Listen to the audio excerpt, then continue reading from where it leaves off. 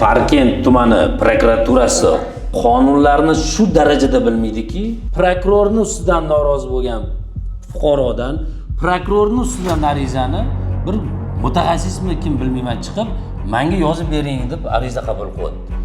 Bu qay darajada bunaqangi saviya, qay darajada bunaqangi odamdagi bir nima deydi? Prokurorga chora ko'rish vakolati yo'q bo'lgan odam bizga hozir murojaatchimizga ariza bering deyishi, bilmadim. Bosh prokuratura Nig'matilla Yo'ldoshev bu holatga aynan e'tibor qaratasiz degan umiddamiz. Chunki qonunlar oyog'i bilan boshi almashib ketdi. Xo'p, sizlar tomonidan, hokimiyat tomonidan prokuraturaga mana shu holat uchun, mana shu uy uchun da'vo ariza kiritish uchun sizlar tashabbus ko'rsatib biz tomonidan tashabbus ko'rsatilmagan. Orderi bu yasamagan. Undan keyin nechta odam bir-biri bilan oldi-sotdi qilgan. Bu undan yildan ziyod vaqt o'tib sotib olyapti puliga. Kamiga uni notarius qonuniy rasmiylashtirib beryapti qo'liga. Bironta odam aytmayapti, yo hokimiyat, yo prokuratura, yo notarius, yo biron bir tashkilotlar, yo ayni bu yer anaqa dokumenti, mana holati bor, ertaga sotib olsang kuyib qolasan demayapti. Sizga bitta savolim bor edi meni. 92-yilda demak bu uy noqonuniy qilingan ekan. Yana nechta shunaqa noqonuniy qilingan? Bormi sizlarda ro'yxat? Demak, hamma uylari ichida bitta shu uy noqonuniymi hozir? Demak, birinchi sudda ularning bergan ko'rsatmalari o'sha sud qarorini aniqlandi degan qismida ko'rsatilmagan. Demak, siz gapirishingizda boshqa gap gapirib, iltimosnoma boshqa kiritdingiz. Aytganim ham yozilgan, yozganimni ham qo'shib yozganim. Demak, siz aytganingiz boshqacha bo'lgan, yozganingiz boshqacha bo'lgan ekan. Bitta uy bitta fuqaro uchun juda katta narsa, bir uy olish hozirgi zamonda rosa og'irlashib ketdi. 100%. Qarang, 2007-yilda qayta ro'yxatdan o'tkazilganda nima uchun noqonuniy deb topildi? Mana siz ishlayotganingizga salgan 1 yil bo'lyapti. Mana shuncha payt ichida hokimiyat nechta uyi yo'q, uysiz fuqaroga uy berdi? To'g'ridan to'g'ri uy berish yo'q. To'g'ridan to'g'ri uy berish yo'q. Subsidiya, kredit, uy boshqa narsa to'g'ridan nimaga mana uy olib qo'yapti? Mana hozir hokimiyat nazlida shu yigitni nima aybi bor? 92-yildagi bitta odam ahmoqligi arshligi bir xatosi uchun shunaqa ish bo'lib yuribdi. Uyda shuncha pulga kuyib qo'yadi, uydan ayrilib qo'yadi.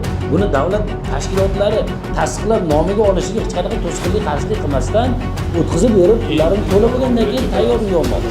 Eshitmadim birontasini.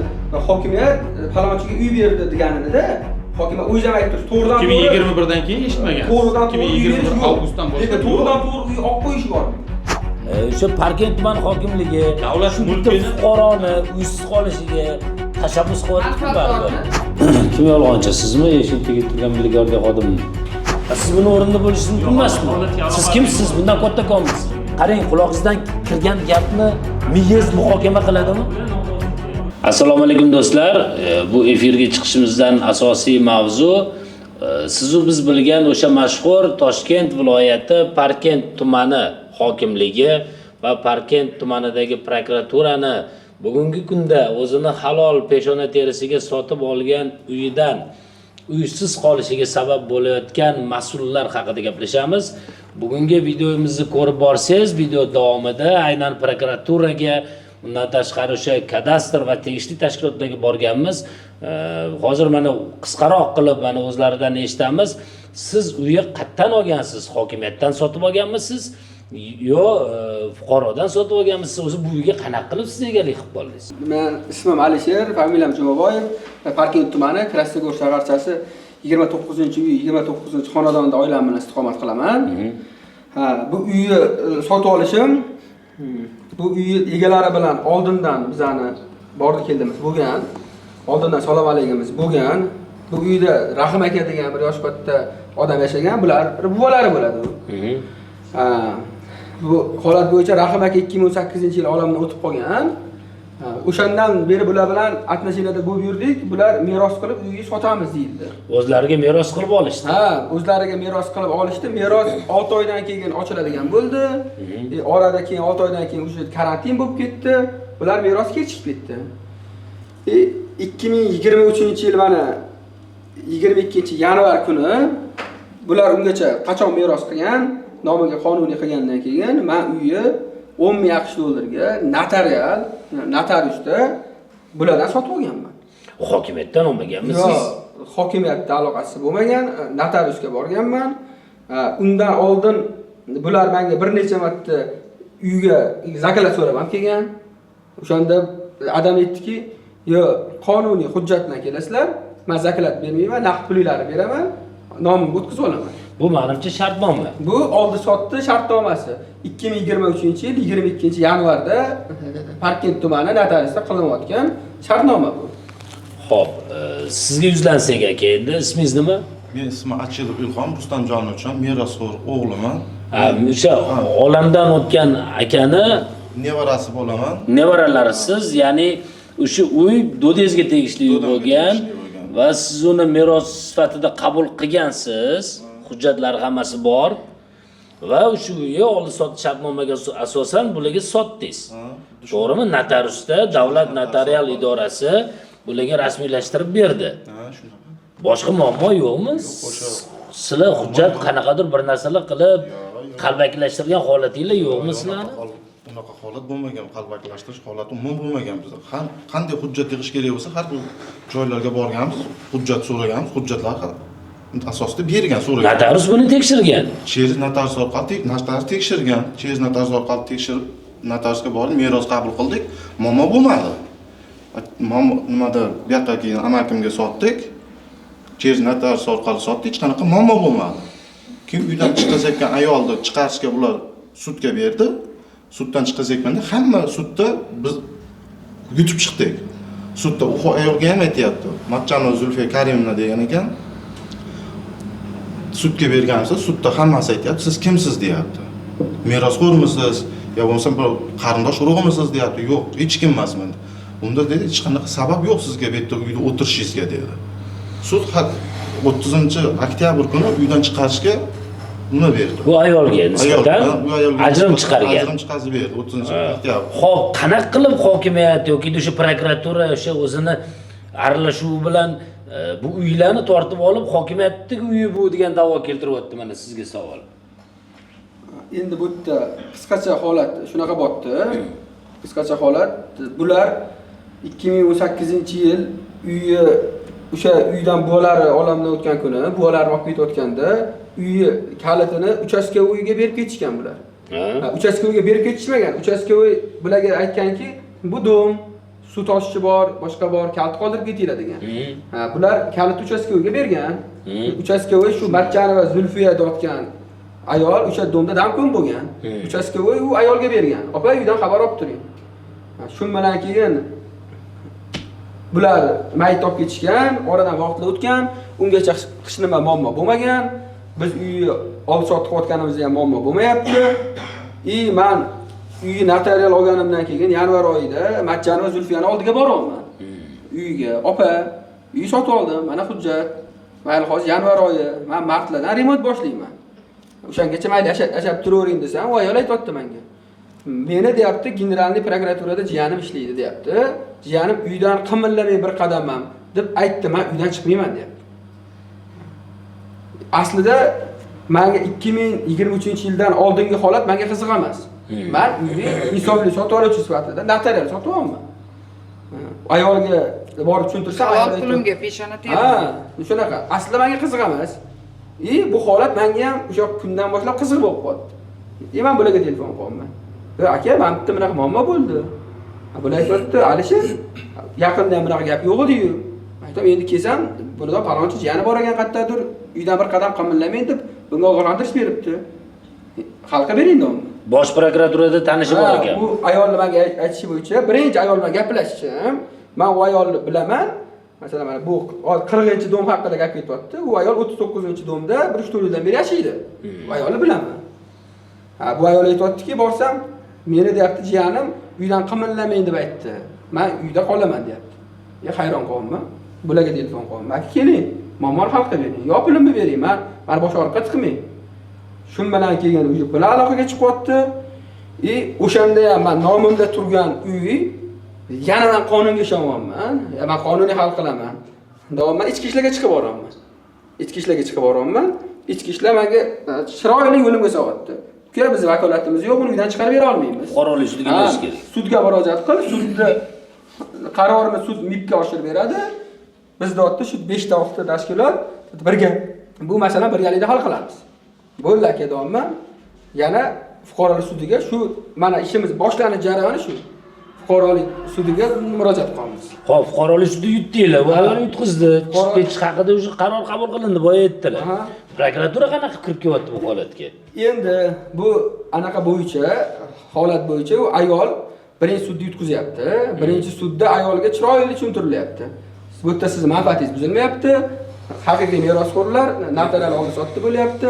U sudga notariy chaqirilyapti, arxiv chaqirilyapti, kadastr chaqirilyapti. Hamma o'zini fikrini aytib, hujjatlar bilan ayolga tushuntirilyapti. Arxiv ham o'sha hujjatlarni asoslantirib berdimi sudda? Arxiv gapiryapti. Bizada shunaqa holat bo'lgan. Birinchidan biz Angren shahar hokimligi arxivimiz Yangiobod shahar hokimligi hujjatlari to'liq qabul qilmaganmiz. Qisman qabul qilganmiz. Lekin oldin shunaqa holat bo'lgan, bitta qaror chiqarib hokim deyapti. 10 ta 15 ta 20 ta xonadonga uy beravergan. Bitta qaror bilan ko'rsatib berdi. O'sha paytlarda shunaqa bo'lgan. Hokimning bitta qarori chiqqan, uy beravergan. Bu ham shunaqa holatlardan biri. Aniq ma'lumot bermayapti. Yo bu qalbaki, yo bu qalbaki degan ma'lumot bermayapti. Kadastr ma'lumot beryapti. 2007-yildan Ashir Rahimjon nomiga rasmiylashtirilgan, mana falon guvohnoma, kadastr egaligi bor.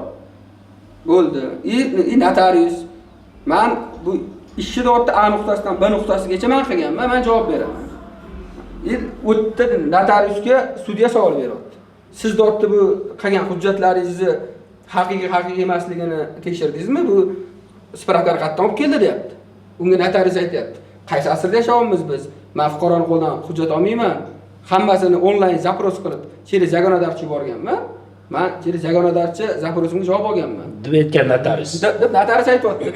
Bo'ldi, u sudda o'sha yuqori chirchiq tomonlararo sudida Aslanov Shuhrat ham qaror chiqarib beryapti bizning foydamizga uni nimadan chiqarish bo'yicha. Bu Majjanova yana apellyatsiya, kassatsiya, tashvish yana murojaat qilib sudlarga murojaat qilib boryapti. Hamma sudda yutqizyapti. Biz sudyalar bilan gaplashyapmiz. O'sha raislar bilan kirib gaplashyapmiz. Bizga hujjatinglar bor, sizlar qonuniy sabr qilinglar, 5 kunda chiqarib beramiz. Suddan keyin. Uysilarniki, faqat ozgina sabr qilinglar. Ularning dotda haq-huquqi bor, yana yozishga. Albatta. Biz dotda sudya shunaqa chiroyli tushuntiryapti birinchi. Xo'p. Xo'p, prokuraturani aralashuviga taqalling. Endi mana qarang. Bu yerda uje sud ijroga harakat yo'naltirib beryapti. Ijro kun belgilayapti, ogohlantirish beryapti. Biz falon kuni uni soat 11 da chiqaragan bo'lamiz. Ijroga boraman. Ijroga borsam, ijro aytibdi, yo'q, suddan xat keldi, vaqtinchalik ijroni to'xtatib turish to'g'risida. Shu bilan sudga boraman, rais bilan ko'rishaman. Aka, qanaqa edi? O'zingiz va'da berdingiz. Yana nima yuboribsiz desam, menga qo'limga xat beryapti, prokuratura ishga protest kirgizdi. Prokuratura ishga protest kirgizdi. Aytdim, mayli, prokuratura protest kirgizgan bo'lsa, ijro davom etaversin. Shu bilan rais bilan oramizda nima konflikt kelyapti? Menga qo'limga qog'oz berib turib, nima masalasi deb prokuror bilan urushib qolishim kerakmi deyapti rais. Xonasiga kirib ketyapti. Ana sudni raisi, fuqarolik ishlari bo'yicha qaysi tuman? Yuqori Chirchiq tumani. Yuqori Chirchiq tumani Ergashev raisi. Davron ekan. Ergashev Davron. Parkent tumani prokuroridan prokuror bilan janjal kelib chiqmasligi uchun bu prokuror chiroyli qilib protest kirgizyapti. Prokuror protest kirgizgandan keyin men o'sha ijro to'xtatilyapti. Men ijrodan chiqib to'g'ri sudga boraman. Demak, sudyalar prokurorga nima hisobdormi? Endi men uni qo'rqadimi? Nega unaqa? Endi aytaman, siz menga nima dedingiz? Bu ijro belgilangan, hamma tashkilotlarga xatlar berilgan. Mana bugun chiqarishimiz kerak.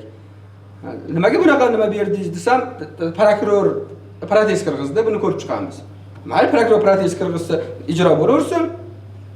Shu bilan keyin menga jahli qotdi. Nima, men sizlarga prokuror qarshi chiqishim kerakmi? Qo'limga olog'i berib, ichkariga qarab burilib ketadi. Sudyalar daxlsiz edi shekilli. Yo'q, xalqqa qarshi. Ana bizni ertagimiz. o'sha kundan boshlanyapti aka. Hop, prokurorga nima u qiziq u ikkita fuqaroni o'rtasidagi olib Qayerda manfaatdorlik, qayerda?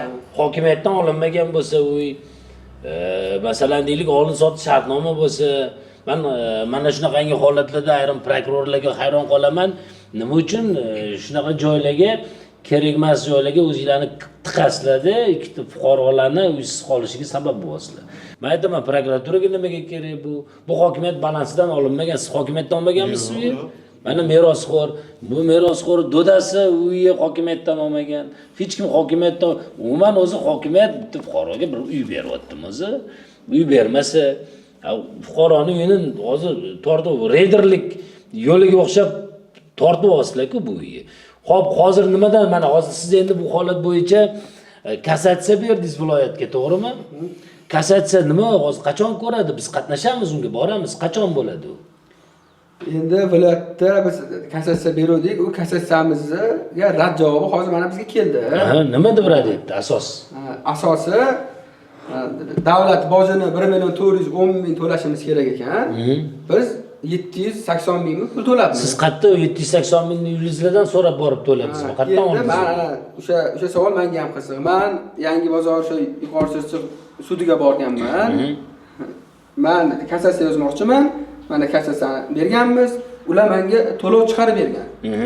Kvittansiya chiqarib bergan. Kvittantsiyani mana shu yonidagi Agrobankka kirib, bankdan to'lab chekin olib beraman. Shu 780 ming deb o'zlari chiqarib berganmi? 780 ming, 37 ming qancha pochta xarajatini o'zlari chiqarib bergan kvittantsiyani men olib boraman, bankka to'lovman, qaytarib beraman.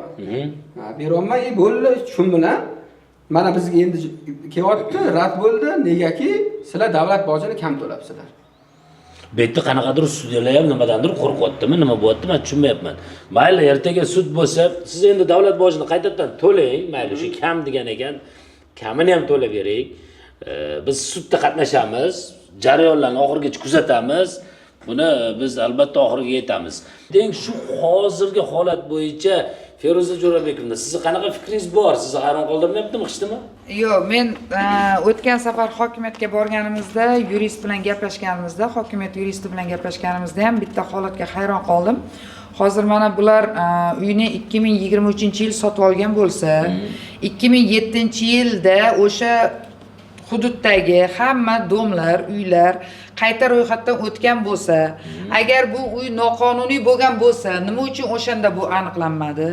Yo bo'lmasa nima uchun yagona darchadagi barcha hujjatlarning tarkibida chiqmadi bu noqonuniy ekanligi? Yo bo'lmasa keyin notariusda nima uchun aniqlanmadi?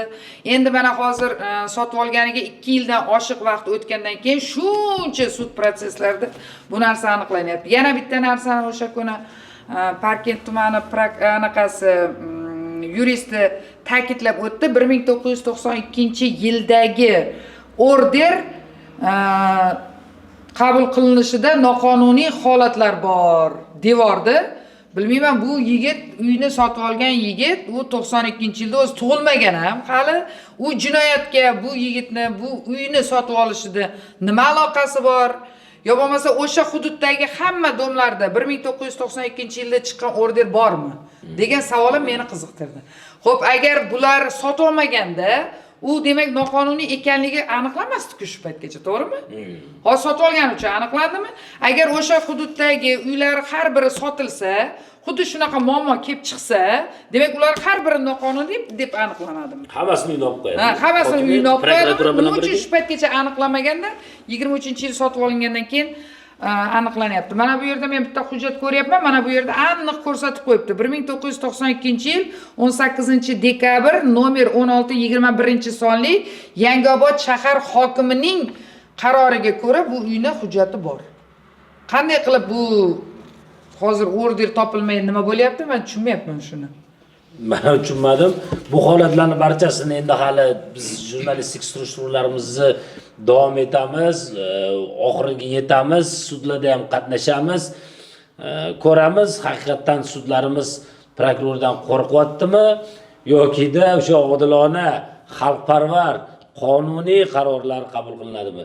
Biz antikorrupsiya ommaviy axborot vositasi jamoasi ushbu holatga to'liq aniqlik kiritish va xolislikni ta'minlash maqsadida hokimiyatga bordik. Xo'p. Aka, antikorrupsiya ommaviy axborot vositasidan Jahongir To'laganovman. Endi tanishtirib qo'yish kerak, bir xil paytlar shundan ham shikoyat qilishyapti.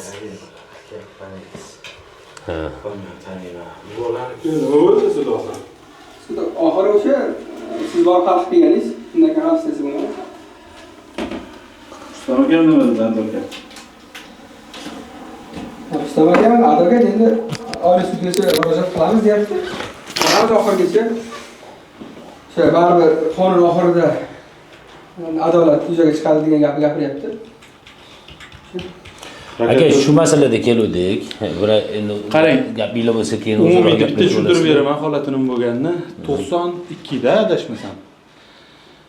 92 Angren shahardan ana order bilan misol bu yoq kishiga yer beryapti deylik, joy, dom.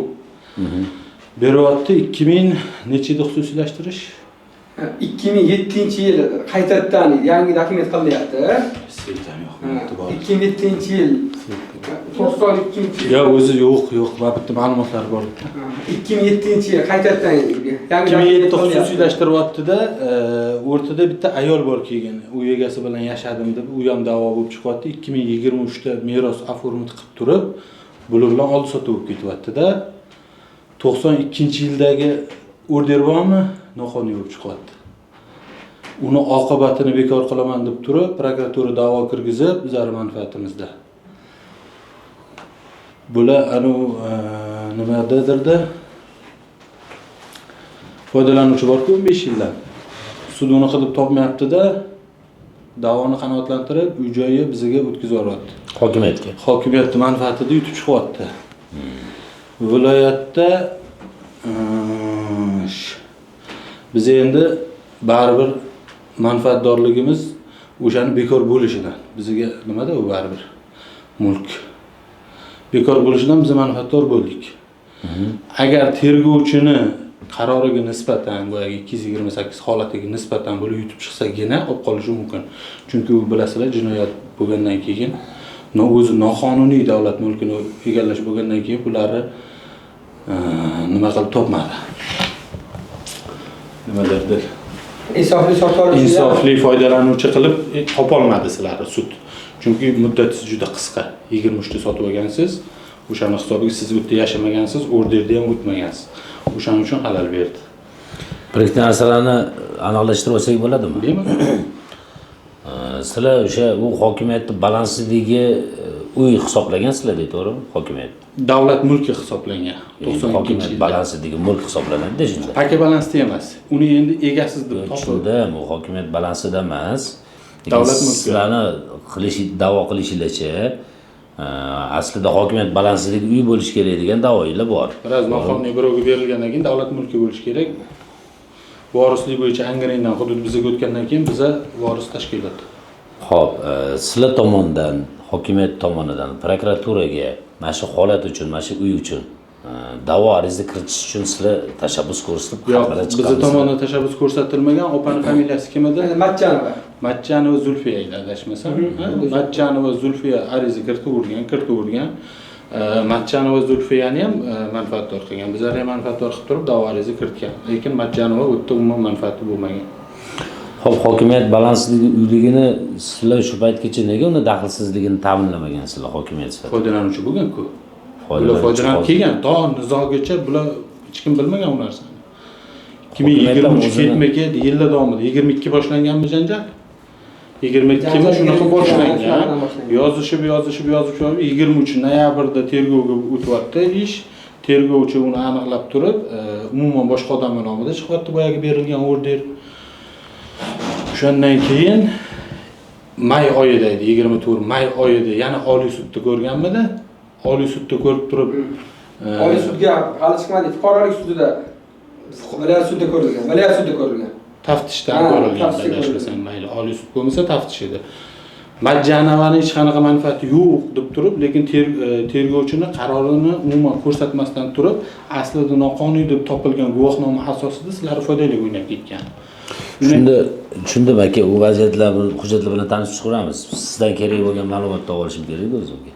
Shunda 92-yil siz aytganingizdek o'sha order qalbakilashtirib, shu uyga o'zlashtirgan bo'lsa, kimdir? qaysidir fuqaro.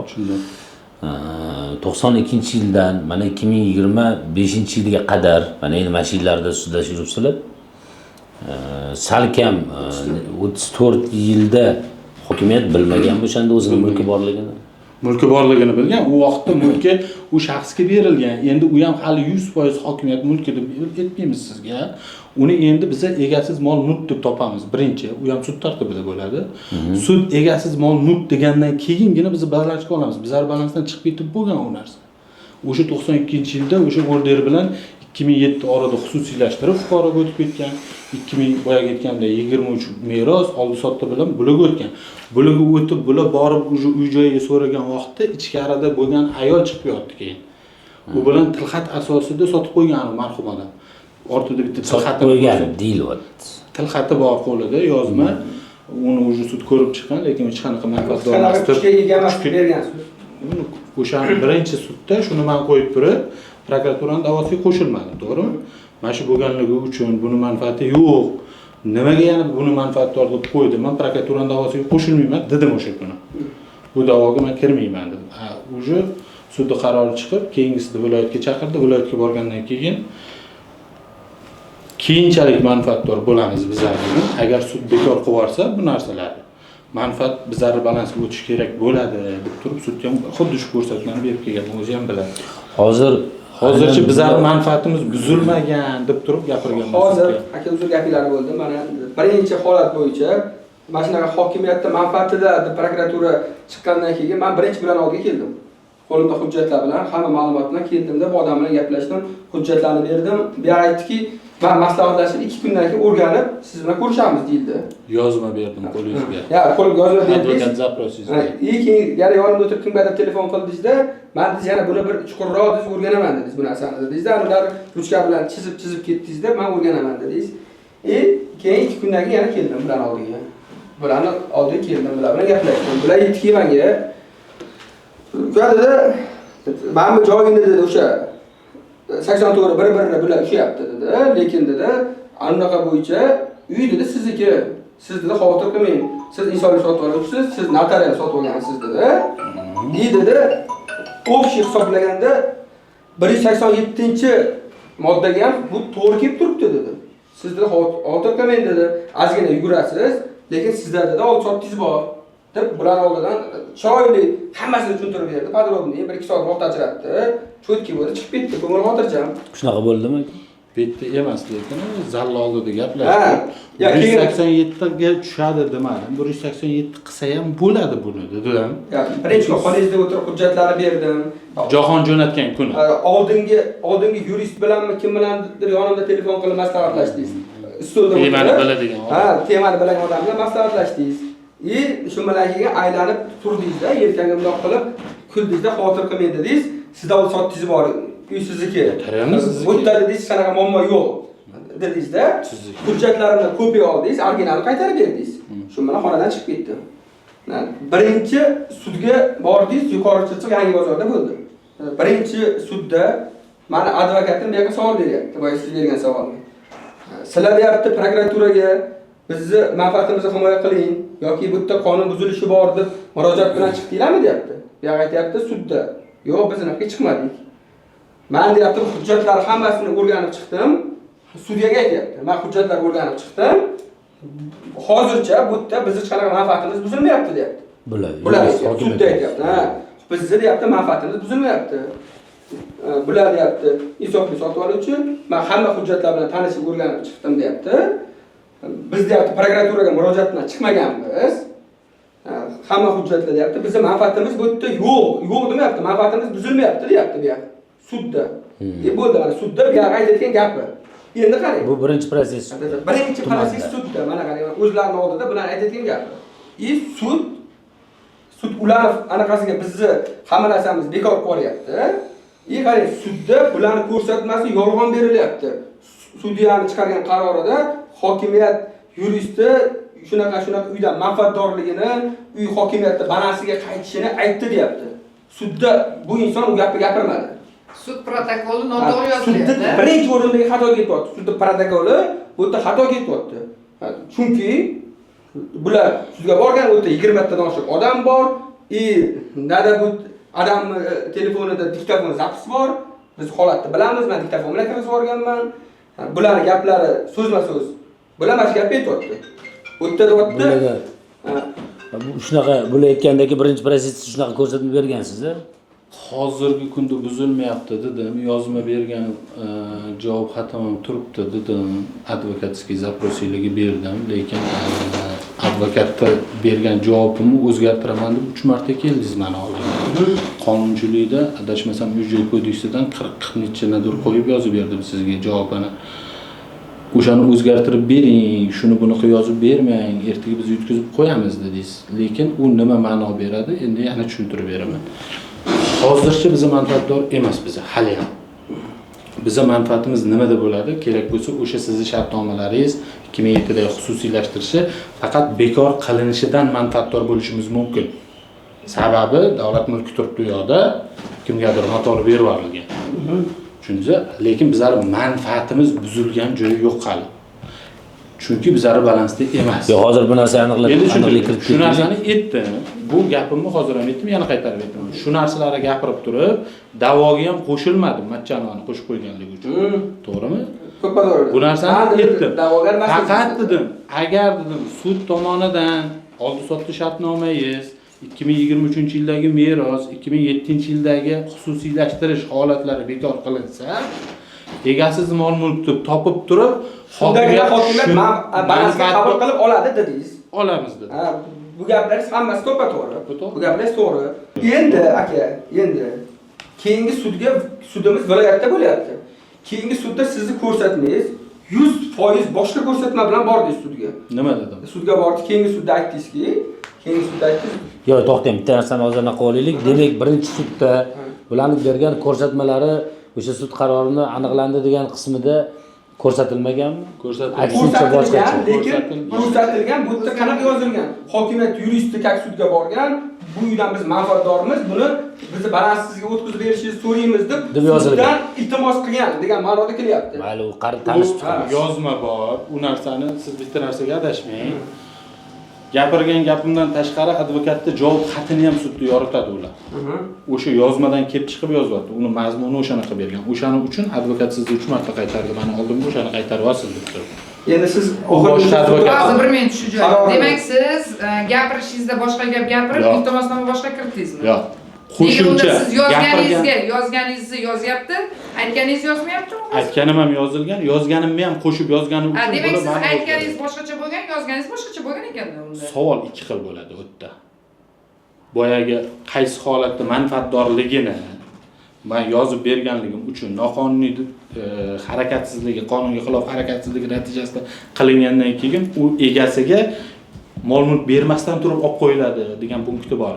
O'shani qo'yib berib yozganim uchun sud uni endi yuridik tomonidan o'zi qog'ozda keltirib qilgan. Bitta narsaga kelishib olaylik. Biz hozir siz bilan ikkalangiz farqini tushuntirib beringmanga bo'ldi. Qaysi gap hozir? Qarang, biz aka qaytamiz, boshqa yerga borishimiz kerak. Hali surishtiradigan joylarimiz ko'pda. Bitta ikkita narsani bilib olaylik.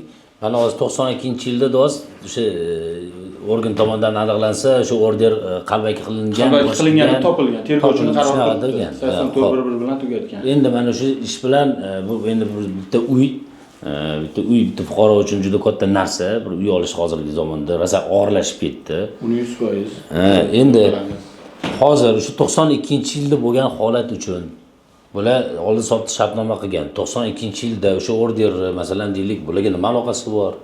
Yo, bular o'sha uyni sotayotganda o'sha order mana shunday qilinganini boshqasini bilib sotolmagan bo'lsa, sizlar shu tarafidan masalan insofli sotib oluvchi degan joyda sud buni avvalambor biz endi sudlarni ham hali yoritamiz, noto'g'ri qaror chiqargan deb hisoblayman, chunki orderi bu yasamagan.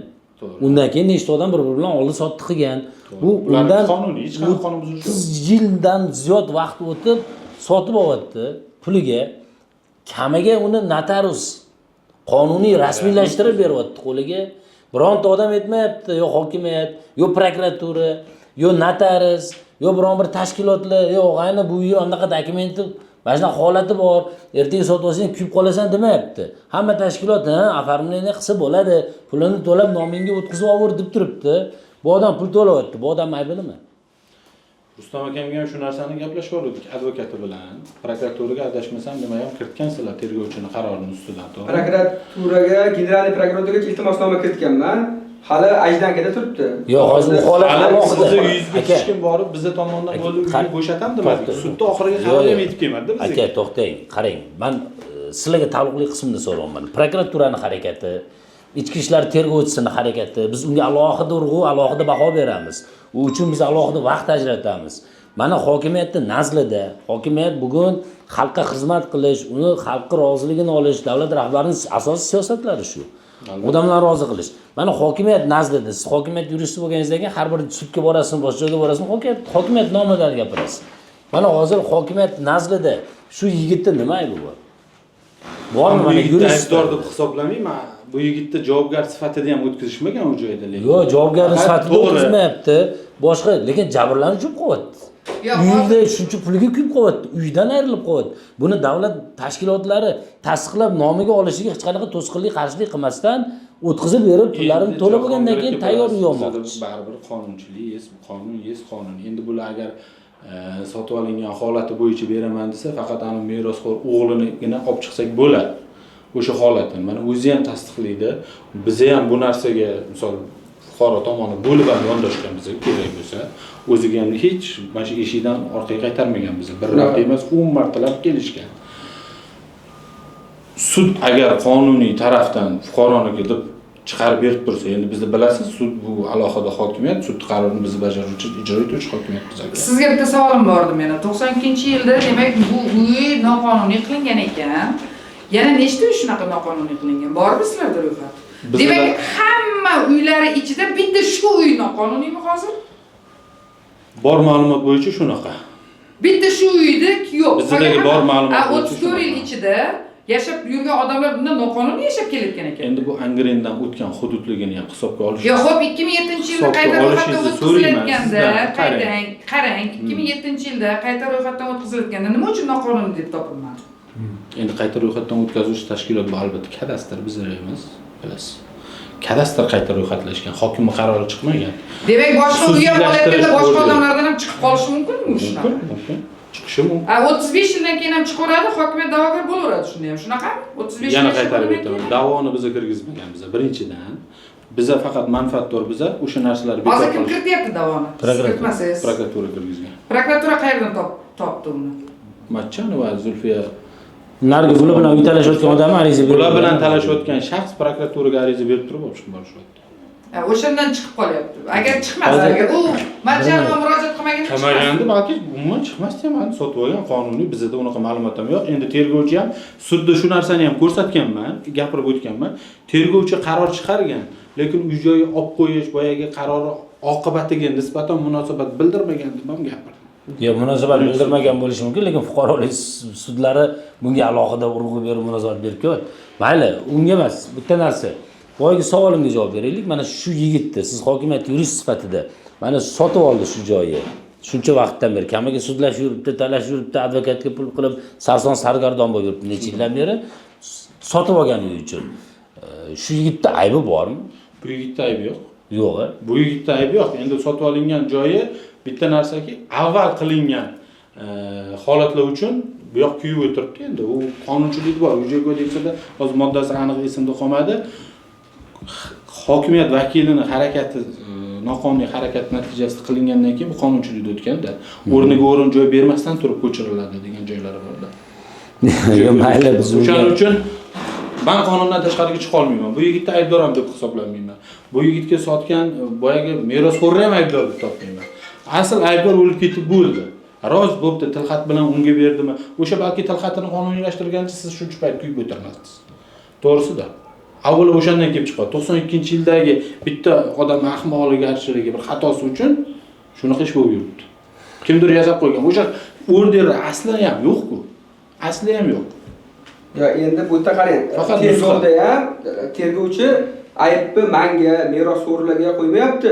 Aniq ko'rsatyapti. 1992-yildagi hujjat bo'yicha deb beryapti, to'g'rimi? Bu yerda menda nima ayb bor aka? Bizda nima ayb bor? Qarang, endi sizga bitta savol. Mana siz ishlayotganingizga salgan 1 yil bo'lyapti. Mana shuncha payt ichida hokimiyat nechta uyi yo'q, uysiz fuqaroga uy berdi? To'g'ridan to'g'ri uy berish yo'q. To'g'ridan to'g'ri uy berish yo'q. Subsidiya Subsidiya, kredit, uy boshqa narsa yo'q. To'g'ridan nimaga meni uyga olib qo'yapti hokimiyat? Qani hozir olib qo'ygan? Siz sudda kecha borib, men uyga manfaatdorman deyapsiz. Bekor bo'lishidan manfaatdor biza, keyin balansga olib, keyin manfaatdor Hokimiyat bo'ladi. shuncha uysiz odamlarga, masalan, men eshitmadim birontasini hokimiyat falonchiga uy berdi deganini-da. Hokimiyat o'zim aytib turibdi, to'g'ridan to'g'ri 2021 dan keyin eshitmagan. to'g'ridan to'g'ri 2021 avgustdan boshlab to'g'ridan to'g'ri uy olib qo'yish bormi? Shunaqa bo'lyapti aka. Qani to'g'ridan to'g'ri olib qo'yishimiz uchun biron bir sizni qo'lingizga hokimlik qarorini berdikmi, farmoyishini berdikmi yo sudda bizni olib qo'yamiz deb gapirdikmi? Yo, men o'sha oxirgi suddan keyin ham egasiz mol mulk deb topish kerak. Birinchi uni ham sud ko'rib chiqadi. Biza hal qilmaymiz, hokim hal qilmaydi, men hal qilmayman, tashkilot hal qilmaydi. U bo'yicha biza egasiz mol mulkni kirgizish uchun da'vogar bo'lishimiz mumkin.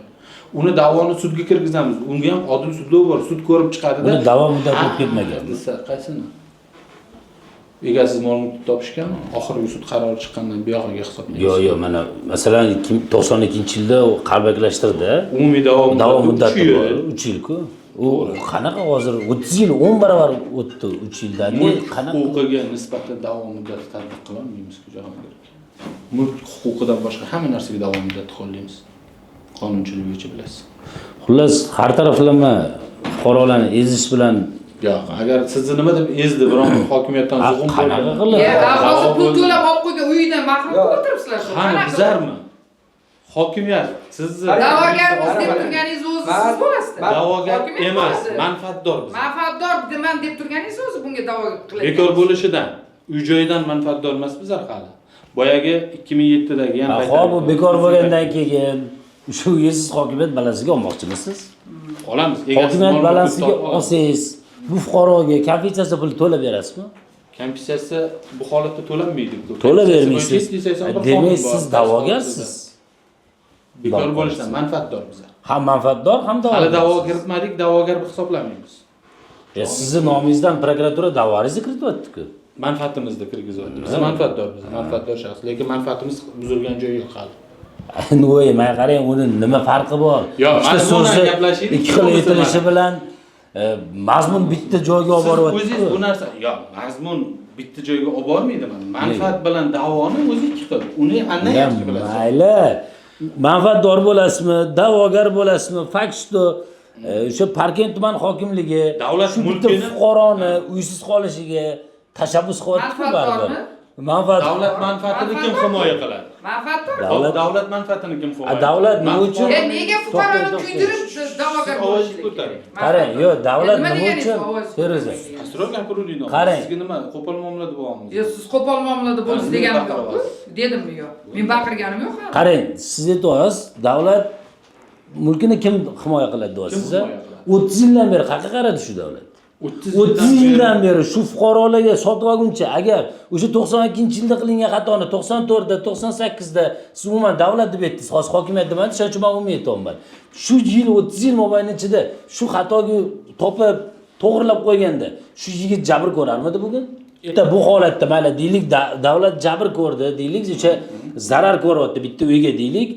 O'sha xatoni qilgan 92-yilda kadastr rasmiy order qilib bergan yoki da o'sha 2007-yilda kadastr mana xato qilib o'tkazib bergan bo'lsa, eshiting oxirigacha. Bular o'sha uyga pulini o'shalarga yuklash kerak. Ana to'lab bersin qilgan xatosi uchun. Nima uchun fuqaro sarson bo'lib o'sha pulni to'lashga majbur bo'lish kerak? Ya'ni uyidan ayrilish kerak. Savolingizga javob beraman. 92-yildagi davlat tomonidan berilgan order asl nusxasi bormi sizlarda? Bunda nima nega bo'lish kerak bunda? Bunda nima uchun bo'lish kerak? Mulk egasida bo'lish kerak.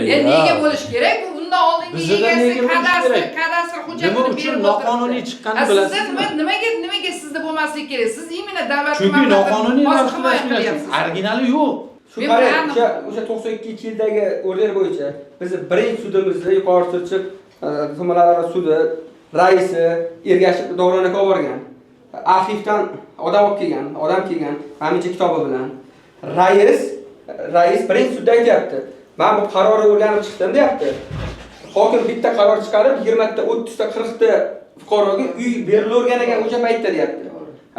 Keyin arxivdagi odam aytayapti. Rais ham beraveradi, hokimga bo'lmasdi u. Uni arxivdagi mana bizga advokatimga, prokuraturaga bergan ma'lumot ham bor. Qarang, arxiv aytayapti. bizga Yangiobod tuman shahar hokimiyatini hujjatlari deyapti. 100% kelib tushmagan deyapti. Biz to'liq kelib tushmaganlik uchun 40-uy, 34-uy xonadon haqida bizda ma'lumot yo'q deyapti. U mana bu hujjat qalbaki emas demayapti.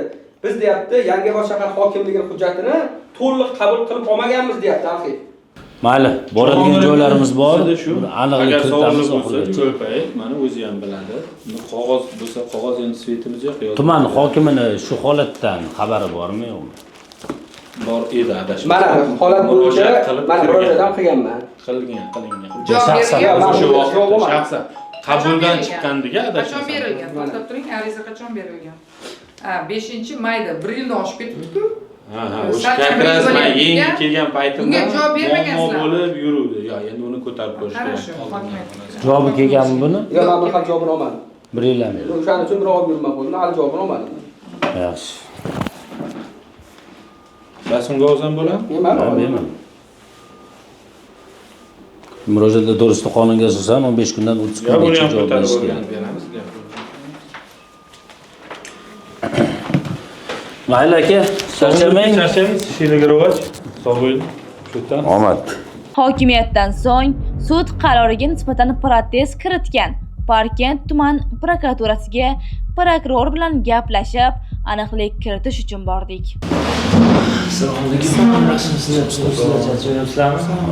Aka, antikorrupsiya ommaviy axborot vositasidan Jahongir To'laganovman. Bizga kelib tushgan, tahrirotimizga kelib tushgan murojaatga asosan keldik. Hozir jurnalistik surishtiruv o'tdik bularning murojaatlariga asosan. Sizlarning prokuraturanglar bilan bir bog'liqlik joyi bor ekan, shuning uchun aniqlik kiritaylik, ma'lumot to'liq bo'lsin degan ma'noda keldik. Biz endi bu holatda shaxsan prokuror o'zi bilan gaplashmoqchi edik. Imkoni bormi yo'qmi? Prokurorning o'zi yo'q, men o'zim tuman prokuror katta yo'llarni so'roq qildim. Prokuror yo'qmi? Prokuror o'zi yo'q hozir. Mayli. Aka, antikorrupsiya ommaviy axborot vositasidanmiz. Jahongir To'laganovman. Prokuror bormi? Bor shekilli. Kim yolg'onchi, sizmi yoki tegib turgan Milliy gvardiya xodimi? Nima deganingiz? Milliy gvardiya xodimi shu yerda dedi. Siz chiqib shu yerda emas deyapsiz. Shunda yo siz yolg'onchisiz, yo Milliy gvardiya xodimi yolg'onchi. Men bilsam kerak o'zim boshim qilib. Demak, Milliy gvardiya xodimi yolg'onchi. Xo'p, telefonlarini bera olasizmi? O'zlari bilan bog'lanishga yo mumkin emasmi aka? Mayli, o'zim. Nechilik? 99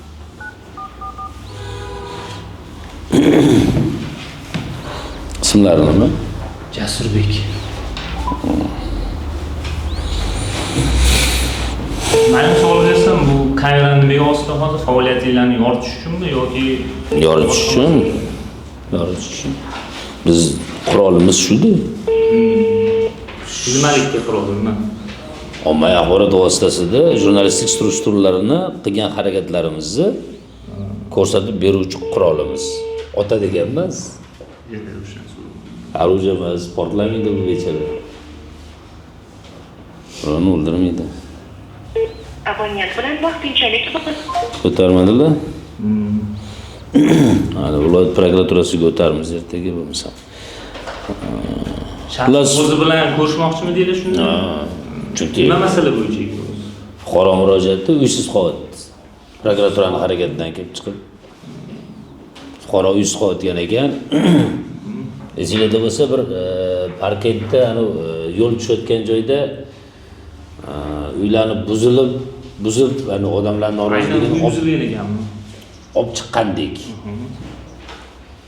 Bularniki endi domda, endi uchastkalarniki mayli buzib uysiz qolyapti fuqarolar. Talash yuribdi. Bularning ko'p qavatli uyi ham prokuratura o'sha da'vo ariza kiritib Prokuratura kiritgan ekan da'vo. hozirgi kunda shu uysiz qolish arafasida turgan ekan fuqaro. Shuni biz o'rganib yoritmoqchimiz.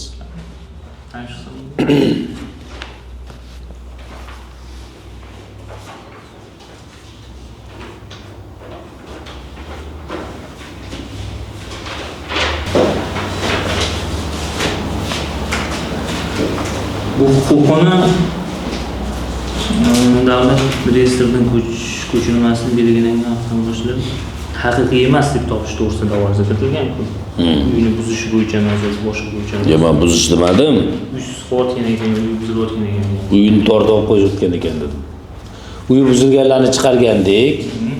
Uyi buzilganlar uchastka bo'lgani uchun uyini buzib, ular uysiz qolib, bizga norozi bo'lib murojaat qilgan bo'lsa dedim. Bu fuqaro ko'p qavatli uy sotib olib uysiz qolayotgan ekan dedim. Siz tushunmadingiz menimcha.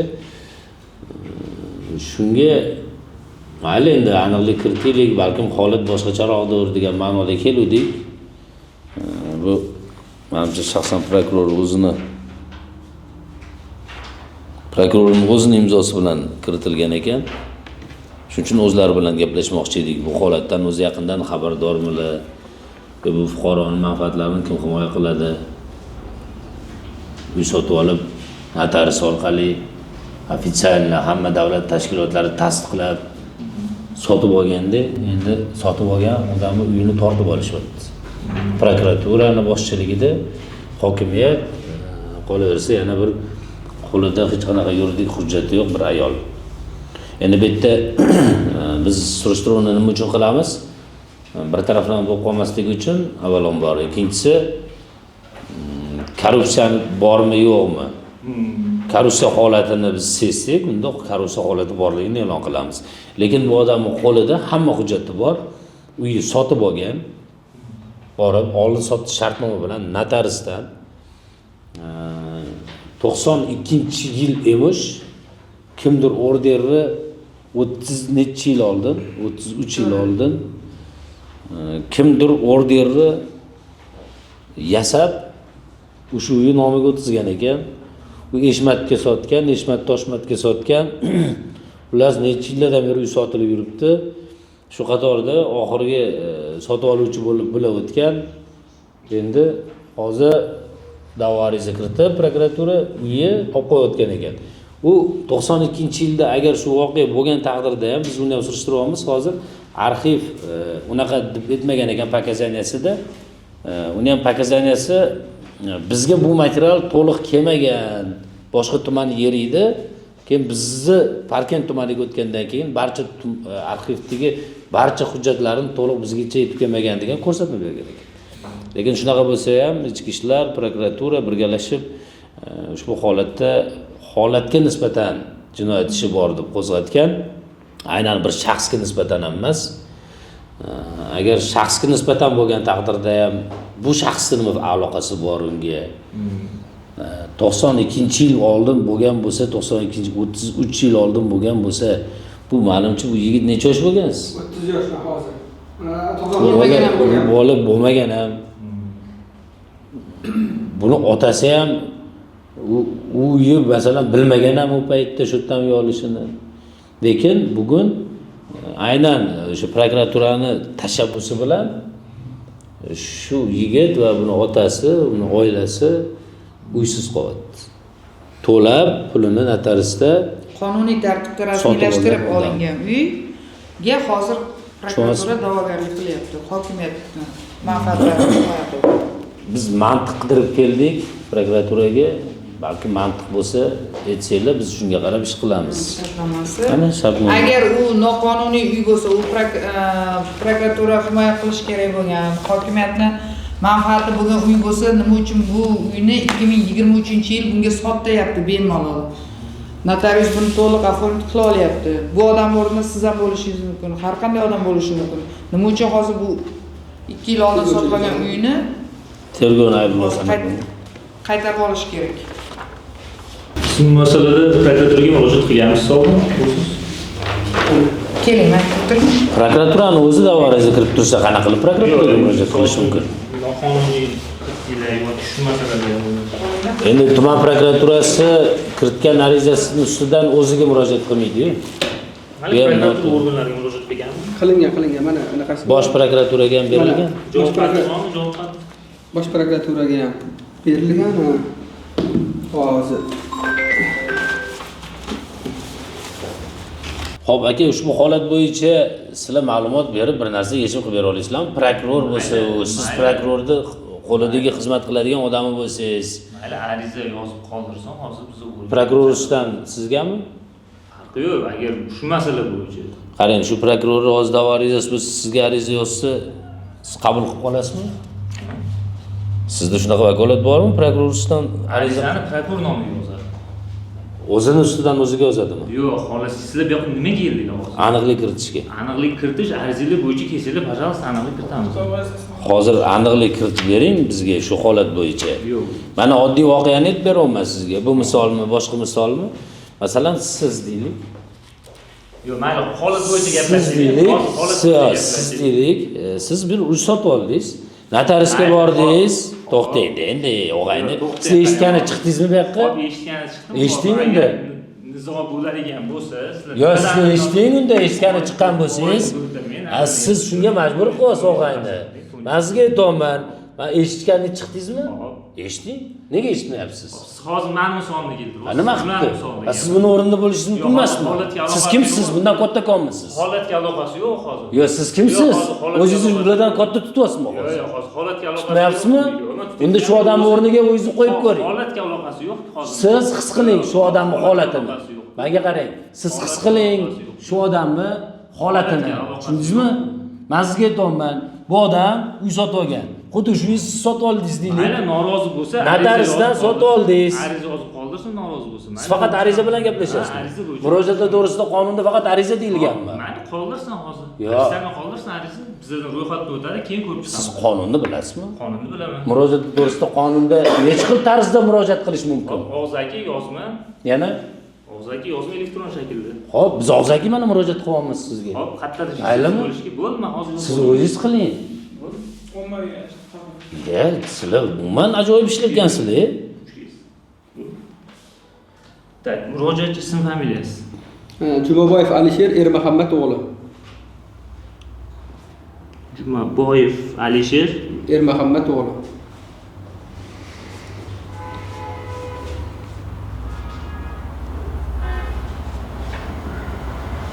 tug'ilgan bo'lsangiz, 1994-yil 14-aprel.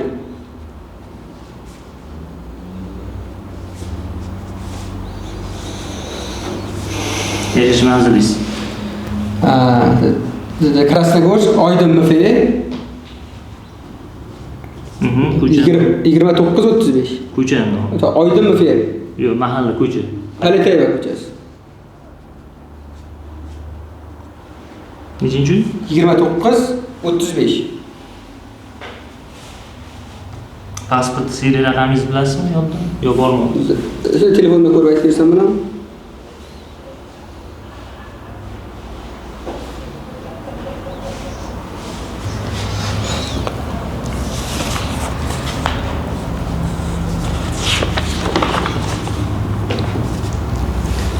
AD